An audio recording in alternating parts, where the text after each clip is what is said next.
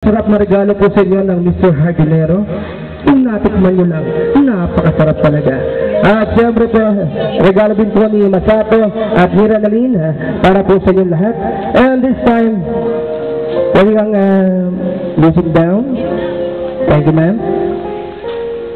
Konting announcement lang po, ano? Just recently, merong isang pangyayari, it's not worth mentioning at hindi talaga dapat pag-usapan at naging dahilan siguro no, kung na maaaring marami sa atin na nagmamahal din sa mag-asawa ay andun yung agam-agam, matutuloy ba o hindi because of this tragedy. Alam po ninyo, mas masarap siguro pag-usapan yung bagong simula that being symbolized by the wedding of our dear friends today and tonight. And this time, impromptu po ito. Hindi niya akong paumanhin sa pangalang aking tatawagin. Hindi niya po alam na tatawagin ko siya para po sa isang masinsin, makuntimang panalangin para sa lahat at mula sa lahat.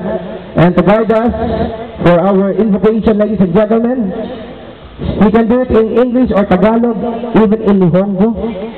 Ladies and gentlemen, our dear friend, Mr. Dan Alvaro. Para po natin.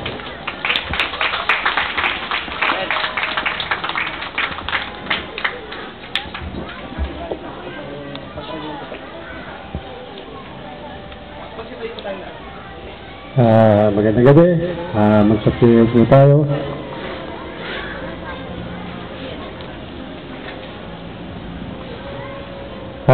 Pagmikit po tayo lahat.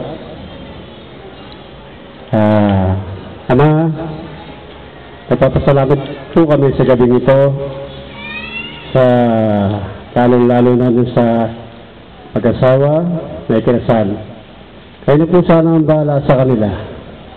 Pagbabayan po sila at sa lahat ng mga biyayang ibinibigay po sa amin ngayong gabi na kakainin po namin ay nagpapasalamat po kami sa inyo Panginoon sa araw-araw na biyayang ibinibigay mo sa amin. Kayo na po ang bahala sa amin at sa amin po lahat sa gabi ito. Maraming salamat po.